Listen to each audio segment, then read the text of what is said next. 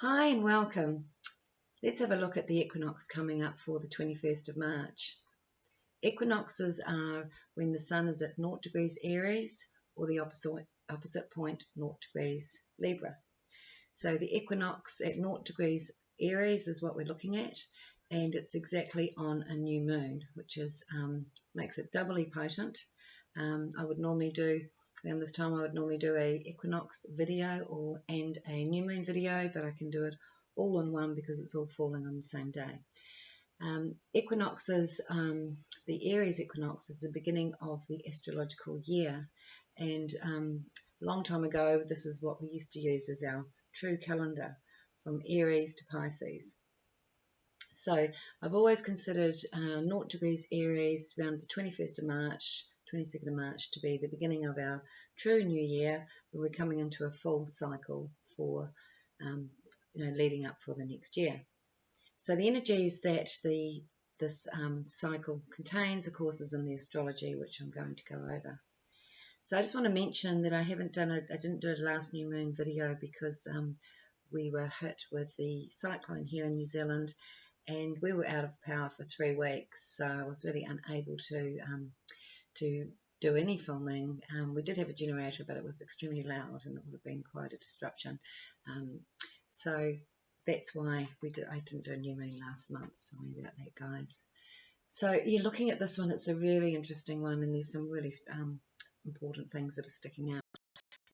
It's also not only setting the tone for the next 3 months, as equinoxes and solstices do, it's also setting the tone for the whole year, for the astrological year, and also for the month being a new moon.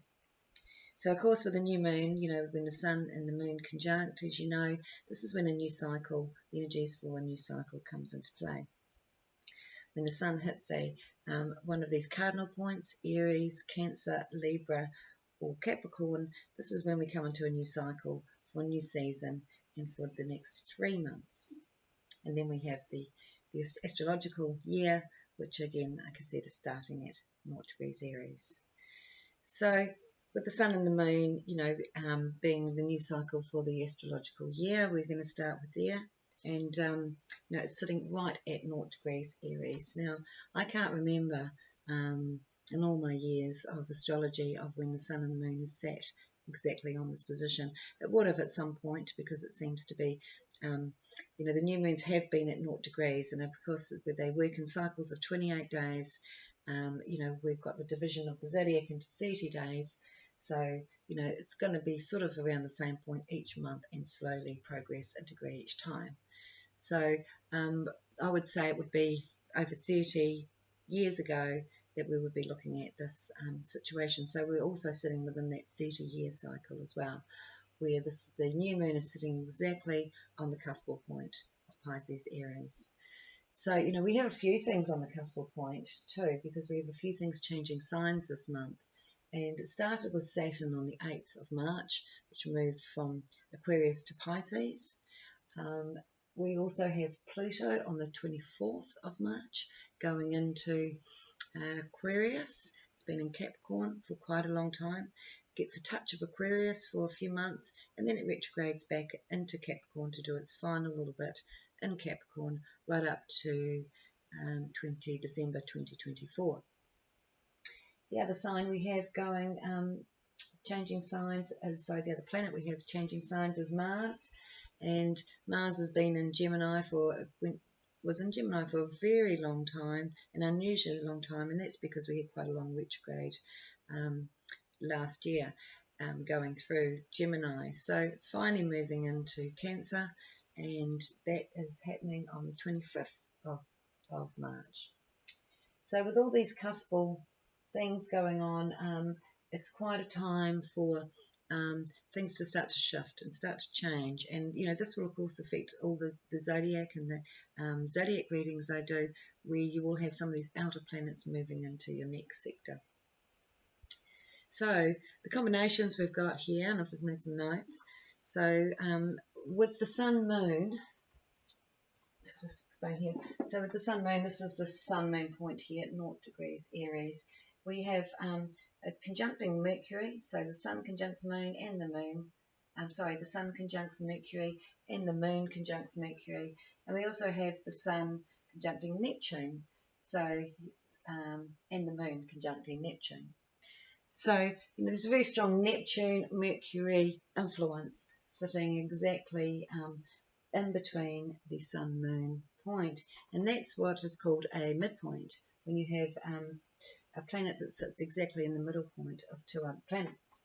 So here we have two planets. We have the Sun and the Moon sitting exactly between Mercury and Neptune. So again, this is sort of really triply enhancing these energies. We've got two examples of this where we have midpoints coming into aspects and really giving those aspects a lot more power. So aspects sort of set a scene, they set an energy, and when we get into the midpoint level, we're really getting into a deeper level of experience, because those two planets are being channeled through that particular planet that's hitting it, that's sitting in the middle.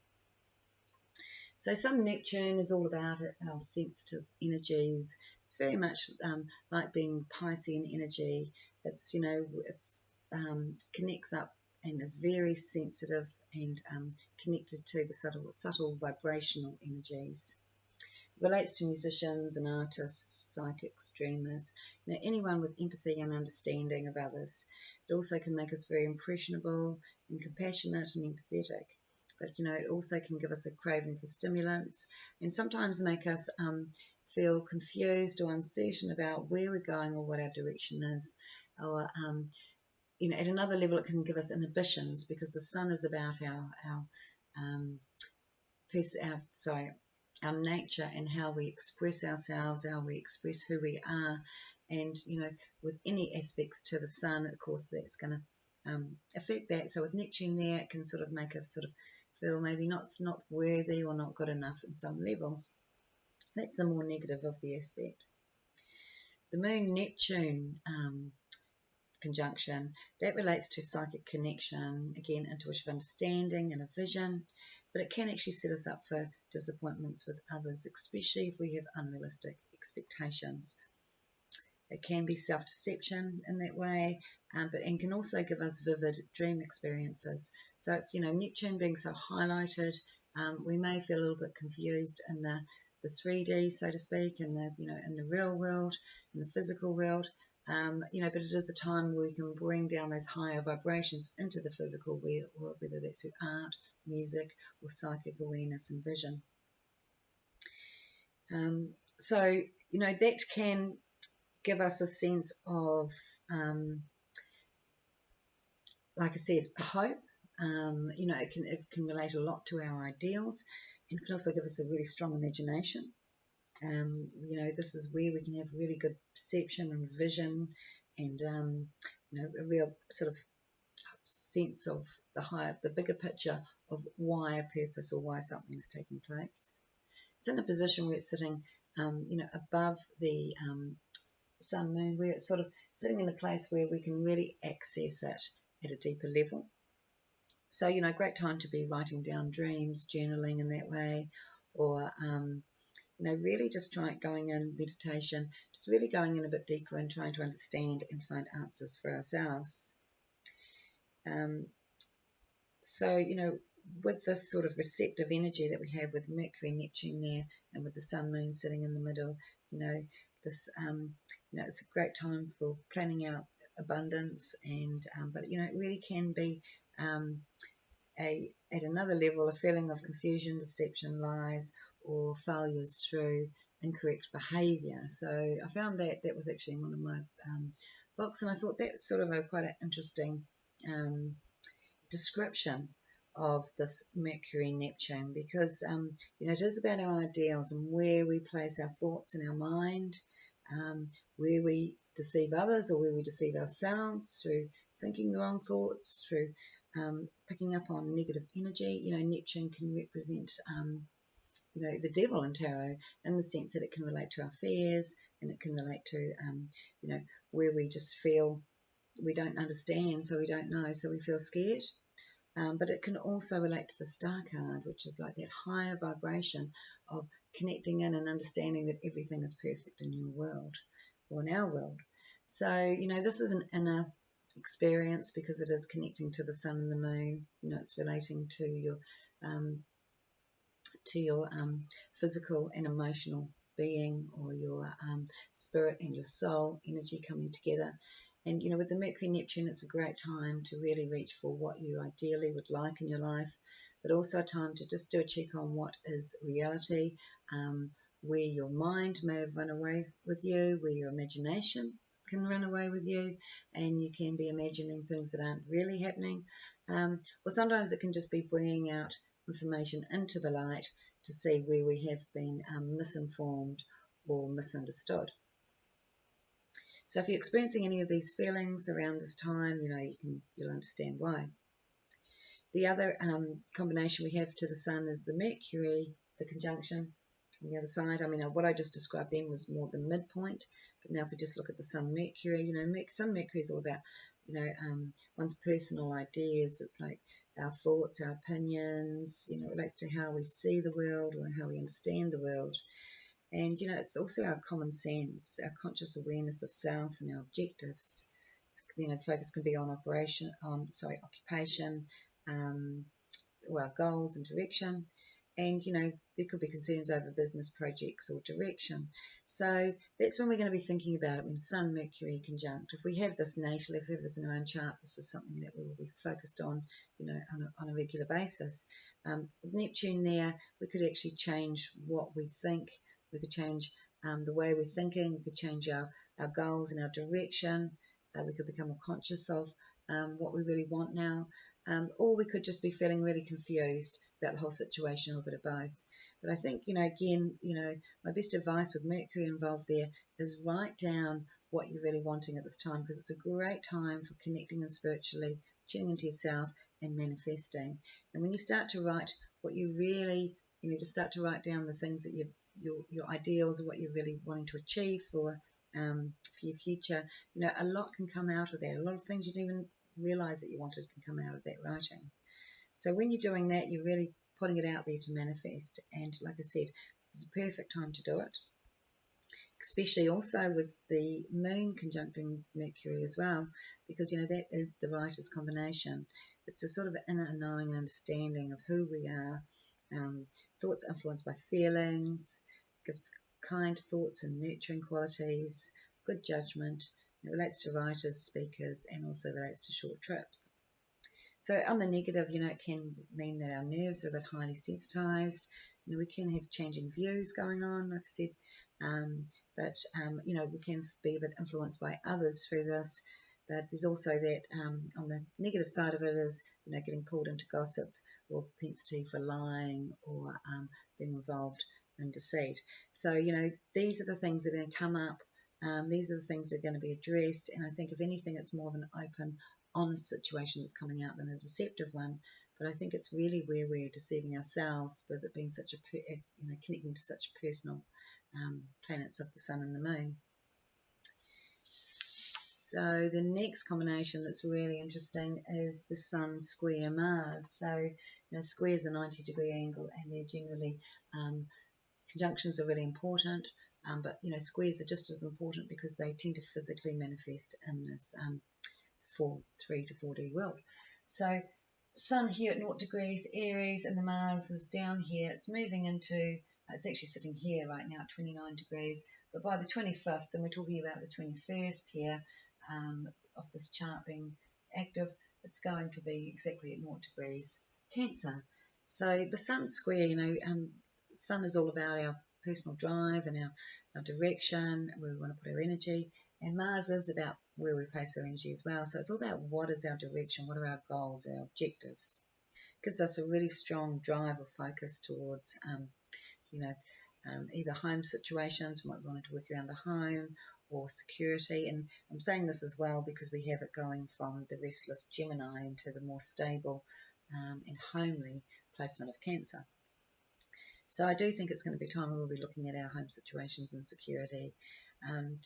This also, Sun Mars's actions are based on impulse, so we can just suddenly we have to take action, and take action fast when Sun Mars is there, meaning opportunities can come up that we need to take action on, or situations that we need to take action on. But this is the time to do it with the Sun-Mars squaring. And like I said, I say this is the time, this is actually covering the month, 3 months, and actually the year. But, as other things come into play, other things will predominate that. But this is, in a way, a sum up of the year, of changes, of opportunities, and of going much deeper within to understand what your truth is and what your true ideals are. So, with the Sun-Mars, this is where we look at what we're prepared to fight for or protect. It's going to be a very, very busy, active time, and it's, can bring out ambitious and leadership skills in others. So it's also relative to military or just taking action when it's needed. Now, the combination we have, the next combination we have, so we have the Sun squaring the Mars. And now here's an example of, again, another direct midpoint. So if we've got a 90-degree angle between the Sun and Mars, half of 90 degrees is 45.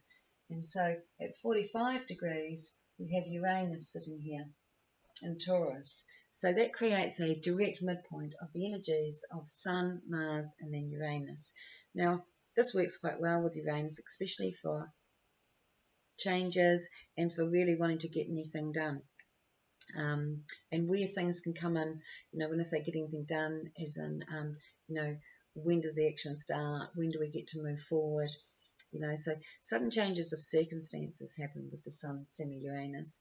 And when I see the semi-squares, which are 45 degrees, half of a square, I see that as like the beginning of a cycle. If we think, a situation can start, so we had Sun-Uranus a while back, conjunct. Now it's moving up to 45 degrees away. That's our first hard aspect. Then it moves, up into where Mars is sitting. That will be the first square. Then it will go 45 and it will carry around until it goes back. Now this is over a very long period of time. Uranus doesn't move quickly. But my point with that is that we've come into a new cycle for the Sun-Mars Sun-Uranus energy. The conjunction was like the seed being planted. Sun-Uranus is all about sudden changes, new living circumstances, improvement in our living circumstances, sudden news coming out. It's a more liberating, freeing way. It's a time when we fight for our independence or we stand up for our rights. That back then, there was a time when we were doing that. And as we're coming into the first semi-square, we're coming into this time where we're going to start to see the results of that. And we're going to be pushing forward again for changes in reform in the world. So, again, sudden changes of circumstances, striving for change or reform, strong focus on particular objectives, love of freedom and independence, changes of residence or vocation is likely, and again, sudden events and adjustments to new conditions of living. So this is just the beginning.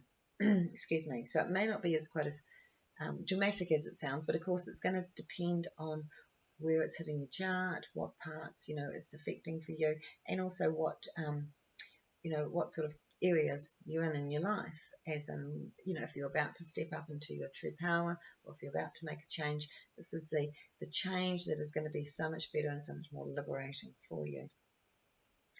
So with the Sun-Mars combination and Uranus sitting in that center, the midpoint, this sort of gives the energy of impulsive actions.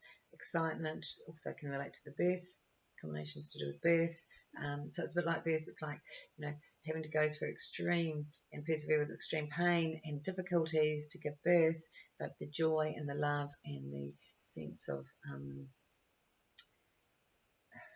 I don't know, it's hard to describe it. There's, just the sense of love, which is nothing like you can imagine. Well, I'm sure you can imagine, when you give birth. So it's a very spiritual thing is what I'm trying to emphasize with this. It's like when life starts to make sense, and the pain, the hard struggle, the hardness on the body that you've just gone through, that's all forgotten about immediately. And so it does relate to that. It's like about having to do things quickly, but the objective is for something brand new and beautiful and spiritual. can be the overexertion of one's energy. So, those that are really highly driven anyway are possibly likely to have these combinations of Sun, Mars, or Uranus and Uranus. That will be triggered in them. It also relates to military call-up or action. So, that doesn't necessarily mean, it's not like I'm seeing situations that relate to war, even though there's sort of talk about it. It's more like this could be a time when there's some productive and positive action taken up by the military. Now, military can be utilised for lots of things. It doesn't necessarily, isn't just to defend the country. And, sort of feel like there will be a call-up of some sort, military, to help out in some form of changes that the world may be going through at that time. And like I said, the taking on of new leadership roles, again, is emphasised with that combination. So the other things that we do have going on, there is a sense of some things are quite fainted, some things are, coming up to be addressed for the future. We have Sun, Pluto, now they're sitting at Sun, Pluto sitting at a nice soft aspect of what is called a sextile, 60 degrees apart. So that means that the Sun-Pluto energy is actually going in our favour. This is about where we step up to our power, which is different to Uranus. Uranus is stepping up to your leadership, but it's actually stepping up to your freedom, to who you truly are. With Pluto, it's about sort of stepping up to your own personal power, not being scared of your own personal power, or being subjected to the power of others and feeling that you have no personal power of your own. So the question around the Sun Pluto is personal power, and it's in a nice soft aspect. So I feel like this is empowering for people, whatever is happening around this time. Now the midpoint to this is another really clear example. We've got 30 degrees, of course each sign is 30 degrees, so 30 degrees between Pluto and Saturn, and another 30 degrees between Saturn and the Sun. So effectively the midpoint here is Sun, Pluto is sitting halfway between, and sitting in the middle point is Saturn. So the Sun-Pluto Saturn combination, it can be where we may feel like we have no control over circumstances. And if we're feeling that with Saturn there, we're going to go, well, what do we need to cut away from? What do we need to change? What do we need to let go of where we feel we have no control? And then, of course, we have the moon, because when we have the sun, the moon is in exactly the same degree. I know I had to put it down here, and it could be a bit confusing, but that is not the moon's line, that is Mercury's line. So here is the moon's line here. And so we have Pluto, moon, Saturn, and that is, fate is taking a hand and showing us what we may need to move away from. So again, it's sort of a repeat of what I've just said, except it's going to come from more inner feeling as being the moon. It's going to come from our emotions, not just our own physicality, but our emotional responses as well. And Saturn will help us to address what we need to cut away from, and again where we're giving, and help us to see where we're giving away our power. So it can be a little bit of a it's a contradiction in this chart, because we have this soft, sensitive, I'm not quite sure what's going on, with the Mercury, Neptune, Sun, Moon. It's sort of, it's nothing hard about it, but it can be quite scary if we don't understand, or we can come to sudden connections and feeling of, of great love and what we can accomplish. We can come to great understandings of that we can create our ideal situations. So, or we can come really, for the creatives, really inspired into new things. So, like I said, that's quite soft. And then you've got the harder stuff going on, and then the Sun, Mars, Uranus, and then the, Sun, Pluto, Saturn. And that's sort of there to ground us into what these visions are, what our ideals are, what we are really putting our energy into, and also to give us clarity where we may have felt confused, as well as a better understanding of, of what our perception is, because really it's only whether we think that we see it as a good or a bad thing, it's really relative to our perception, to how we see it. So, you know, sitting there, it's going to, you know, bring in some hard realities, but it's actually going to help us to sort of see, okay, well, why am I worrying about this when this is not a reality?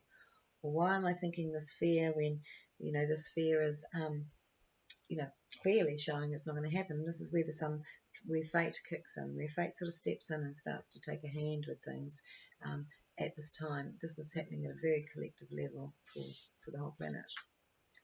And then the other thing that we have, which is again about setting cycles, but also about, you know, this grounded energy where we can release what we no longer need, is the Jupiter-Saturn. So we have Jupiter here in Aries and Saturn sitting up here in, you know, at, you know, north, well, probably 1 degree Pisces now. So Saturn Jupiter is a 45-degree angle. Like I said, you know, when we have these 45-degree angles, it's the beginning of a shift of energy. So we've had a Jupiter-Saturn conjunction, you know, a while back now. Now what that did was that planted the seed for the new, for new financial situations, for new economy situations. You know, Jupiter-Saturn, you know, relates to markets, finances, real estate, and industry. So it's sort of setting a new cycle for that, and you start to see it when you start to get the next hard aspects come along. So the first one being the 45 degrees, which hits, you know, this time when, you know, we can start to see our successes through our perseverance and our patience. And this is why it relates to real estate and you know, the markets and even industry. It's like it's about the slow building up of security. You know, this is a very straightforward and honest combination, and I like that because, you know, Mercury Neptune is quite the opposite. Mercury Neptune is all about the subtle energies, the energies that we pick up and we run with, you know, whether they're positive or negative. And like I said, keep aware of what you are running with the mind. With Jupiter Saturn here, you know, this is like, it just is what it is. It's like it's so straightforward and so honest, and you know, there's no bullshit with Jupiter Saturn. So I like the fact that we have a balance of both, because if we're finding in one area that we're feeling things are really confusing, or we're not trusting, or we don't understand, and with the Jupiter Saturn, things will become really clear. We'll see where we can put our energies and what we can put our focus into. So, you know, it's where we recognize our desires and objectives, and generally in seclusion. So when we're spending time alone, whether it's in the garden or just time driving or just working on our own, you know, some realizations can come in at that time where we go, oh, this is what I really want to do. Right, I've decided. And then we make a plan. So whether it's a long-term trip, and you go, okay, I want to go to this place and I'm going to save up for the next year and a half, and this is my goal. Jupiter Saturn's all about setting those goals. It's like when you buy a house, you don't own it straight away. You set a goal. You don't sit down and write down, okay, by, you know, 20 years I still wouldn't have paid it off. But, you know, it is that, that energy of, you know, we can start to work towards what we really want, to the security or the things we're really wanting. So it is a time when we'll prefer or enjoy our own company, the Jupiter Saturn. It's like we can get a lot of benefits, and a lot of expansion and understanding can come from spending time on your own. Jupiter Saturn is evidence of that. You know, it's a time you can consider anything you want to change or let go of, you know, and it's really for better productive growth and for more liberating circumstances. On the other side, the negative, we've always got a positive and a negative, and sometimes we, you know, are drawn towards one or the other, and quite often we experience a bit of both. You know, but these are our choices. But things can feel unsettled with many changes, you know, so because we've got all this other change energy going on with the Sun, Mars, Uranus, yes, things could feel a little bit unsettled. You could have thought you were going to be living here and working in this place, and then the Sun, Mars, Uranus kicked in, and there's a different opportunity, and there's all this excitement, but then there's this unsettled feeling because we've got to lay down our foundations in another environment or in another situation. So you just got to go with the flow with this. Like I said, fate is also involved with the Sun, Pluto, Saturn stuff here, and the Moon, and that's all to do with, you know, our past life stuff as well, coming up to, you know, we might find that we're working in something that we thought we'd never do, but it's something we've done from other lifetimes, and we pick it up really quickly. So like I said, things can feel unsettled with these many changes. You know, we can think we're going one direction and be guided to go in another directional path. So, you know, that's the nature of Jupiter Saturn. And the other combination, the other conjunction actually is your Venus Moon's node. Now this is the North node. This node up here is called the South node. North node is your relationships, your personal relationships on all levels, even your associations actually. So it can be your love relationship when Venus is involved. And so we've got Venus conjunct node, and so this talks about love relationships and love unions. Also talks about generosity, having a warm heart. People with these combinations are very loving, caring, giving people. It's a really nice combination to see in a couple's synastry, which is when you put two charts together to see how they work together.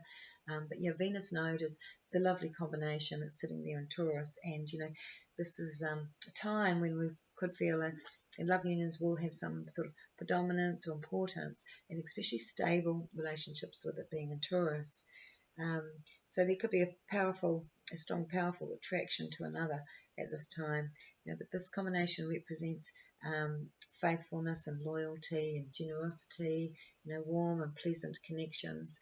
So it doesn't necessarily have to be a full-on passionate love relationship. It could be just feeling that really special connection or union that you have with a sibling, with a soulmate, soul family. It's also, children. So like I said, it's where you feel, this loyalty and generosity, and of course that is always natural with our children and our partners. It also relates to good adaptability. So it's a great time if anyone's connecting into new things, new relationships, or new connections, even a new position of work. Could be a time when you make some really good, lovely connections at your new work situation. It's got adaptability, like I said, and it's a general love of humanity. So beautiful combination to have going on.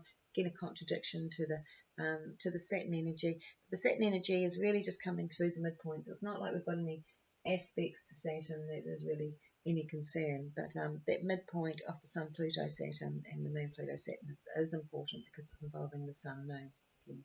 The whole focus of this talk. So the other combination, oh, no, that's what I was going to say. So we've got the Venus conjunct node. Now, I think it's going to be really interesting because you've got to remember the new moon is a seed, sets the tone. So on the 21st, don't expect all of this to happen on that day. It's going to happen possibly on the full moon. It's a whole 3 month, like I said, a whole year cycle, but I feel personally we're going to find things are actually going to be speeding up around the next full moon after this new moon. So that would be... we'll be looking at 14 days after that date, probably around sorry, now I'm going to calculate it. So we've got 10, so around about 4th, 5th of April, we'll be looking at that full moon. But anyway, where I was going with this was that Venus will be... So Uranus is really important to be looking at because Uranus has been sitting in this placement of finances. And finances have been really rocky with Uranus going through. We're halfway through with Uranus here. There's no really big, apart from the Uranus-Mars semi and the Sun-Uranus semi, and then the midpoint, it's not like everything's fine at Uranus like it has been in the past. But because we're coming into this new energy of the Sun and Uranus, and what's it been about? Well, it's all about the Taurus energy of finances, security, and values. So when Venus starts to move, I'm quite interested in when Venus hits this Uranus point, because when Venus hits that, then I think there's going to be extremely good news for the populace on a whole to do with finances. So that date is the 11th of April. So we have the full moon, what did I say, the 4th and 5th. So like the following week after that, it's going to... Let me just check that because I've written something else down here. Sorry. So Venus... No, it's not the 4th of April. I knew it wasn't. It's actually... it's actually the 30th. Sorry, I was looking at the next line. So start again. Venus is going to be conjuncting Uranus on the 30th of March. So, that's only going to be like a week after this new moon. So that's when I'm saying there could be some really good news about finances for people, and like I said, at a collective level as well. So glad to clear that up. So, the other thing we have for April, and I know I'm stepping away a little bit from the charts, but from right now, but only because this is setting the tone for March, which is going to be spreading through from till the end of March to April and so on. But I really feel March, April in for big changes, especially with these Pluto and it is finally in Aquarius, Saturn's finally in Pisces, and Mars is finally in Cancer. So when the next thing I was interested in was when is Mercury going to hit Uranus? Because as soon as we start getting these Uranus conjunctions happening around end of March and April, that's when we're really going to see some action for changes. If you're waiting on news about work, or if you're waiting on any news or any information to be coming out, this is the time when it's going to happen. So we have the next Mercury retrograde. We've been quite, like we've had no retrogrades for the last, it's been quite a nice break for the last few months. But, the next first Mercury the retrograde for the year kicks in on the 21st of April. So from what that means is that around the 21st, Mercury is going to be sitting right here, 15 degrees. And we have Uranus at 16 degrees. Now it's going to sit there for a week and a half. Mercury would normally stay for a couple of days, but when it's going retrograde, stationary, it stops moving. So it slows down, gets about here. Once it's in 5 degrees, it slows down, stops. Right on Uranus for a good week. Then it just goes back slowly. Then it's going to go right back. Then when it comes forward again, it's going to hit again. So we're going to get a few surprises coming at these times. And, this is going to be, it's actually effective from the 11th of April right through to the 1st of May because of this slow retrograde over Uranus. It doesn't quite go over Uranus, it only goes to 15, which means that we actually get another crossing of it when it finally gets back to the point it retrogrades. The point it stops at, and retrogrades is always important because as it goes back and then has to come back over, the retrograde truly doesn't finish until it's hit that point again on Uranus. So, I would say, really from the 11th of April right through to the 11th, 12th of May, we're going to have a lot of sort of surprises in hand. Mercury Uranus is all about sudden ideas as well. It's also about sudden information coming out or sudden realizations. It can be an inner understanding when everything starts to make sense again, as in it's like a download from the universe. So it's not like in what I was talking about before, where things make sense because we're tuning in and we're feeling it and we're understanding it. This is more like bang. It's like a real strong sudden cognition in a way of just seeing, oh my God, that's that, or an information, or like a channeled bit of information from the universe. So, it's very powerful, but it's very fast. It also relates to technologies, and there could be information coming out about technologies or new technologies. I sort of think that we're not going to have like huge, big announcements about technologies until we're getting into, Pluto's done its full step out of Capricorn and into Aquarius in December 2024. But I think we're going to start to get hints of what we've got coming for the future. And I do think it's going to be quite an exciting time. Like I said, anyone who's sitting, sort of waiting for, they've got plans, they're not sure what direction, they're sort of to and froing with it. It's like come April, May, you're going to be really clear.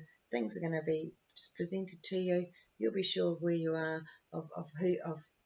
where things are at and where you really do want to go if you're sort of toing and throwing with it, which wouldn't be surprising during this time, especially with this Piscean energy that we've been in, but we're about to move into the Aries energy, and that's when all the action starts to happen.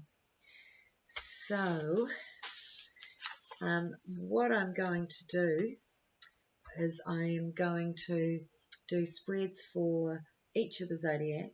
Now I'm going to do it in my next video, so that this video isn't so long, because otherwise you've got to scroll through and find, if you just want to go straight to Gemini, you've got to scroll through and find. So I've decided I'm going to do spreads for each one of the zodiac, because this is a really, really important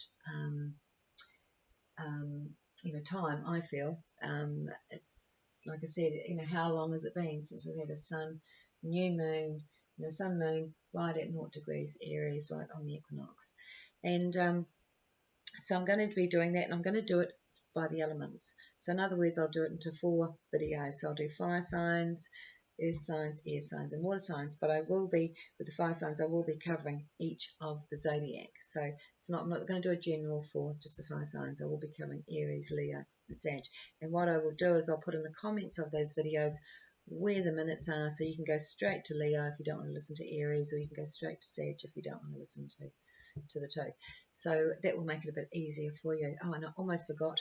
Let's do a spread before I finish up. Let's do a tarot spread for this new moon. Now this is a collective spread. Like I said, I am doing my next set of videos, which I will be doing straight after this. So they will come up online either at the same time or just after this video comes out. So yeah, let's have a look. So what does the universe want everyone watching this video to know about? And like I said, this is going to be a bit more of a, rather than a personal spread for some, it's going to be more a collective spread. World events and things like that could possibly come up as well. And we tend to just do, looking at this at a what's called mundane way. And I don't see it as mundane at all, but that's a word used for worldly astrology and tarot. So this new moon, what can we expect and what challenges? What does the universe want us to know about?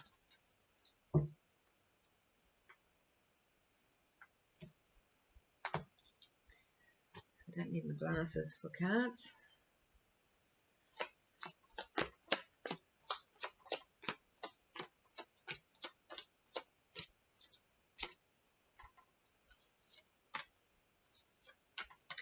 Oh, good. I'm glad there's some cards here that I can actually relate the astrology to, as in something else I can bring up for you guys, which is the Fool card. So the Fool card, where I was saying that originally we used to use the calendar of, it either began in the end of March, around the 21st, when we went into 0 degrees Aries. The Fool card to me is the 1st of April. April Fools. So this is a Fool card sitting on the top, and of course the Fool card is always about the in-between cycles. It's not in the old cycle and it's not in the new cycle. It's just sitting in between. And with, like I said, with the beginning always being in April, being like the first month, it's sort of March, April.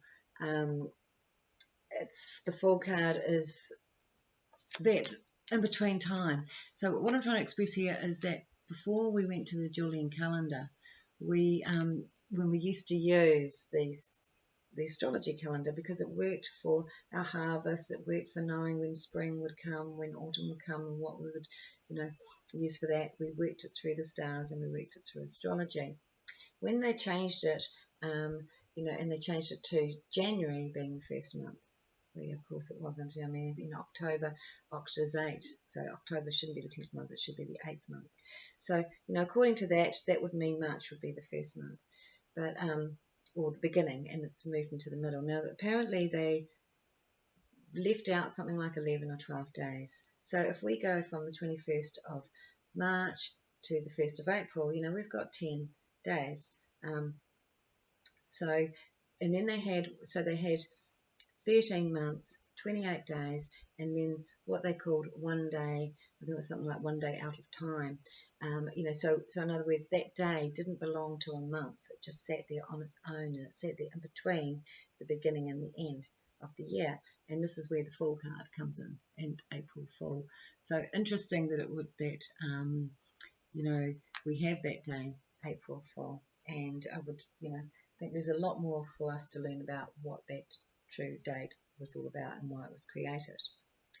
So anyway, my point with that is that I've always felt, right from when I first started astrology in the age of 21, that we should be celebrating this equinox of 0 degrees Aries, and I'm calling it that because it's our autumn equinox here in New Zealand, and for most of the world it's the spring equinox. So just to avoid confusion, let's just call it the 0 degrees equinox. So it really does, show here that yes, we are coming into a huge, big cycle, like I was feeling. And this is what the cards are saying. So they're talking about energy of an uplifting energy that's going to be coming in. Now that's showing as a recent past. So for it to be showing as a recent past, it's sort of talking about, building up to the 21st. So from now to up to the 21st, and even around that time, we could feel quite a beautiful, enlightened, heartfelt energy. And that wouldn't surprise me with this Neptune, Sun, Moon, Mercury, because, it's such an inner connection. Neptune, I see that, at a higher level of Venus. I see it as like unconditional love. I see it as a higher vibrational love. When we feel that true sense, when we're meditating, we just feel this true sense of peace and love and connection. And that when we feel that unconditional love for another, that is Neptune energy. So, it's really showing that this combination, and it's nice because it's so personal within that Sun Moon, is really being felt by others, and I think that's wonderful. These cards are also saying that those that are wanting to move in a new direction, those that are really motivated, the fiery types, this is like the Aries types or the Leo types. And when I say that, that could be your ascendant. It doesn't have to be your sun sign. It could be your moon sign. It could be you could be predominantly fire, or have a very strong Mars going on in your chart. But anyone who sort of likes action, doesn't like to hang around waiting, gets a bit impatient. It can feel frustrating because you feel like you've just got to where you want to be, and then there's something that comes up and you go, oh, is this really where I want to be? So again, we are going to have this question hanging over us: what are we really wanting? And as we move into this whole new cycle, we're moving into a time where things are going to look quite unfamiliar. By the look of these cards, where we're going to be putting our ego aside, and we're going to be really connecting into our true strength and our true will, our true personal will. So the ego is there as needed, and it's connected to our own personal will, because this is what allows us our freedom of choice, our our freedom to choose whatever we want here on this planet to learn and grow from. And that actually has a lot to do with our ego, of course. And but that also on the other side of it has a lot to do with our own personal will. So, it just depends on how we're going to use that. But, what this is saying is that we're coming into a new place or a new understanding. And this is more, we've got 3 major arcana cards up here on the outcome. They're not the easiest to read because they're major arcana. They just are what they are. And when they do that, this is when we have a lot of that. This is when, like at a personal level, it would talk about the client as going through quite spiritual growth and of understanding and lessons and on why they're here. They're sort of moving up a notch of shifting things for themselves at a spiritual level. Things aren't quite on the just the same old. They're actually shifting, but in a way that you can't notice, which comes out on the outer afterwards. So this is what is going on. This is sort of like saying we are, as humanity, going through a huge shift of consciousness, actually, because the Fool card relates to consciousness. It sort of relates to the ether. It relates to that, the Fool is sort of floating in the air. Well, he's not in the old cycle. He's not in the new. He possibly can. He's sort of like the moment out of time, if you like, where we can catch an idea, we can catch a thought. It's a time when we can just cruise through things. So I think for some people, they are going to be going, what is going on? I'm really confused. I just have no clue on what direction to go in now. And other people are going to be going, oh, this is just perfect. This is what I'm here for. This is why I came here. So, it looks like some of the concerns and the shifts of energy that people are thinking about seem to be around security, but they're also around they're around our emotions as well, but more in a way where we it's almost like the collective is sitting there waiting for someone to tell them, what is my next move? What am I meant to be doing? And the universe is yelling back, you're not going to hear the answer. That has to come from you. You need to find that yourself. This is not going to empower you by sitting back waiting for the television to tell you what the next moves are, or waiting for a politician to tell you, or even a doctor to tell you. The universe is going to be encouraging us to find our own answers, but also to trust and to take risks in the sense of trusting in our own convictions, if you like, and our own desire and our own will to make things happen, and our own creative force. So there is absolutely some changes coming. The cards are cleverly not telling me too much about it. I do think finances are sort of involved here, but I think there's also something to do with collective people, to do with societies, to do with where we have groups of people, even countries, different experiences in different places. But it's a time when people will pull together and work things out for themselves, rather than stand back and be told what to do, is my feeling. And those that are, they sort of are going to feel even more confused. So I think, it sounds a bit painful, it sounds a bit of a challenge, but at the same time, if we go through this, we're never going to be uncertain about anything ever again in our lives, because we will, have come to this point of full trust. And once you've achieved that, well then, that's something that will just keep growing within us. So, the other concern here seems to be around business and people with businesses, or people with projects, or people with, that are looking at wanting to establish things, and it's sort of speculating on the future. Now, this looks like there's going to be a lot of potential for good money for the future, but some people might feel like they can't access it at the moment, or they can't utilise it. But I think what is going to be encouraged is opportunities for people to think about the things that they can be doing. So it's not a time where we're going to war, and we're going to have like military over us. It's not a time when we're going to be able to throw all our eggs in one basket, so to speak. It's sort of a time when we get to really have a hard look at what we can do to make changes, what we want to create for our future. So it sort of relates a lot to what I was sort of describing in the astrology. But what I'm trying to say here is that this is a time when we will be personally empowered through these particular challenges. It's also a time when, we will see, again, that when I was talking about this generosity, this kindness, I see a lot of people helping others. And here in the environment, I've got, the card that relates to health, actually, but it also relates to just like what's really important. It relates to our values, and people are moving away from the wrong values and moving more into what's in alignment with them. And they may not even realize they're in the wrong values. They may think this is what I think my values are, but realize that their actions have not been in alignment with that. So I feel like this is just a lining up of, really being able to get in alignment with your true values and what those true values are. But it feels like a really exciting time to be working on, to be planning for the future, to be sort of laying down the foundation. With the Fool there, it feels like we're not going to be able to, it's not like everything's full on and it's all happening at once. It's more like we're just getting some understanding of some changes that are coming, and we're getting to prepare. So I do feel there's a bit of preparation in here. And I do like the fact that we've got this beautiful Ace of Cups sitting here in the past, opening up the heart centers of everybody. The other thing that seems to be quite nice too seems to be, and this is just talking about where there's been either family disagreements or conflicts, even disappointments or non-communication.